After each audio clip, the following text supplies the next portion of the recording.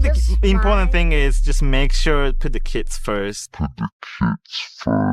The most successful YouTuber in the world, the highest paid YouTuber, leading to tens of millions of dollars. You're on track to be a teenage billionaire doing YouTube. But it turns out that his mother is a convicted criminal. So by now, pretty much everyone online has heard the story of how Ryan Kaji's parents managed to turn their toddler's childhood into a business worth hundreds of millions of dollars, sidestep serious action from regulators, and seemingly walk away without facing any real punishment. But now, years later, the fallout is finally starting to appear, just not in the way most people expected. Because while a huge portion of the internet is now saying Ryan should be allowed to retire and live a normal life, lawmakers are quietly passing new rules that exist specifically because of what happened with his channel. And in a strange twist of irony, the very system Ryan's parents benefited from is now being reshaped to prevent other parents from doing the same thing. And the whole story goes all the way back to when Ryan Kaji became one of the most recognizable kids on the internet after his parents uploaded a simple video of him opening a Lightning McQueen toy when he was just 3 years old. The clip exploded online and went massively viral. But instead of treating it as a lucky moment and letting their kid enjoy a normal childhood, his parents, Xian and Ryan Kaji, saw something else entirely. They saw an opportunity. And once they realized the kind of money that could come from it, they didn't just casually continue posting videos. They fully committed to turning Ryan into a full-scale business. Both of them left their regular careers, Xian quitting his job as an engineer and Loan leaving her position as a high school chemistry teacher so they could focus entirely on building Ryan's channel. But the goal wasn't simply to spend more time as a family. The goal was to monetize every possible moment of Ryan's life. Every toy, every reaction, every unboxing, every piece of content became part of a growing media machine centered around a toddler, and the money that followed was enormous. Within only a few years, Ryan was earning more than most adults will ever make in their entire lives. In 2018 alone, the channel generated around $22 million. By 2020, that number had climbed to nearly $30 million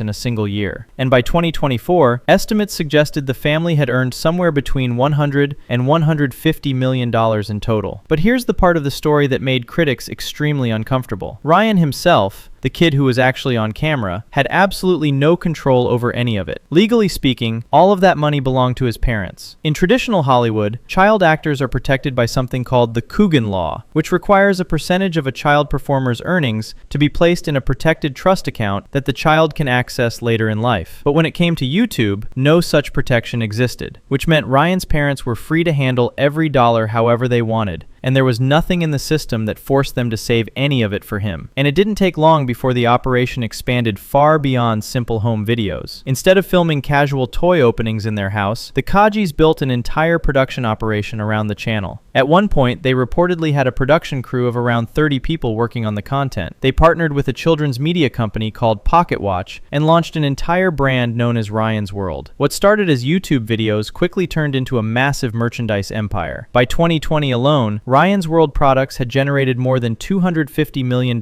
in retail sales. His face and brand appeared on shelves in major stores like Walmart and Target. There were toys, clothing, bedding sets, toothbrushes, backpacks, face masks, and even video games built around the brand. At one point, it felt like Ryan's image was literally everywhere. But underneath all of that commercial success was a very uncomfortable question. Ryan was still just a child. He never had the ability to meaningfully consent to having every moment of his childhood turned into content and distributed to millions of viewers around the world. The first serious pushback came in 2019 when a consumer watchdog organization called Truth in Advertising filed a formal complaint with the Federal Trade Commission. And this wasn't some small complaint either. The group alleged that more than 90% of Ryan's videos contained some form of paid product promotion. But the disclosures that were supposed to inform viewers about these ads were either missing entirely or buried inside video descriptions that the intended audience, preschool children, obviously weren't going to read. Major companies were allegedly paying significant sums of money to have their products featured on the channel. Brands like Walmart, Chuck E. Cheese, Colgate, and Lunchables appeared frequently in the videos, and that raised serious ethical concerns. Not long after the complaint was filed, several members of Congress sent a letter to the FTC urging them to investigate the broader issue of child influencers. Ryan's channel was specifically referenced as one of the most prominent examples. At the time, it seemed like a huge moment. Federal regulators were looking into the situation. Lawmakers were publicly calling for action, and each potential violation of advertising disclosure rules could theoretically result in fines of more than $43,000 per incident. Considering the number of videos involved, That meant the total penalties could have reached tens of millions of dollars if the agency decided to pursue the case aggressively. But here's where the story becomes frustrating for a lot of people who were following it. Despite the complaints, the investigation, and the political pressure surrounding it, no public announcement of major penalties ever appeared. There was never a clear statement explaining exactly what happened with the case. From the outside looking in, it simply seemed like the situation faded away quietly, leaving many critics feeling like Ryan's parents had managed to avoid meaningful consequences from regulators. However, their public reputation didn't escape completely untouched. While journalists were researching the family, some older details from Ryan Kaji's past resurfaced that added another layer of controversy to the discussion. Back in 2002, when Ryan was 18 years old, she was arrested for shoplifting about $93 worth of clothing from a JCPenney store. She was later convicted and received probation, a fine, community service requirements, and an anti-shoplifting program. Then the following year, in 2003, she violated that probation by failing to complete the required community service and by not reporting to her probation officer. Because of that violation, a judge sentenced her to 60 days in jail, and she ultimately served about 30 days. Now, to be fair, many people argue that mistakes made as teenagers shouldn't permanently define someone's life decades later. But critics still found the situation symbolic. They pointed out that at 18, she had been caught stealing clothing, and years later, she was accused of building a business model that profited heavily from her own child's labor. In their view, the comparison created an uncomfortable narrative pattern that was difficult to ignore. Even though there were no major legal consequences at the time, public opinion slowly began shifting against the family. The YouTube channel that once dominated the platform started losing momentum. Videos that previously attracted millions, sometimes even billions, of views began struggling to reach even 100,000 views, despite the channel still having more than 40 million subscribers. It became clear that the audience had changed. The children who originally watched Ryan open toys had grown older and moved on to other interests. But Ryan himself didn't get the same opportunity to move on, and that led to a growing online campaign known as #LetRyanRetire. Many viewers started arguing that Ryan, who is now a teenager, should be allowed to stop making content designed for toddlers and simply live a normal life. People increasingly described the situation as uncomfortable to watch. Comment sections filled with criticism directed at his parents, accusing them of holding on to the channel purely because it had once been extremely profitable. Some observers even pointed out that older clips appeared to be recycled in order to keep the channel active as viewership declined. To many critics, it looked like a desperate attempt to keep a fading brand alive. And the most ironic part of this entire story is that even though Ryan's parents largely avoided legal consequences themselves, their case helped spark the push for new laws designed to prevent similar situations in the future. In January 2026, Arizona's House Commerce Committee approved legislation that would require parents who run social media accounts featuring their children to place a portion of the earnings into protected trust funds. Those funds would legally belong to the child once they reach adulthood.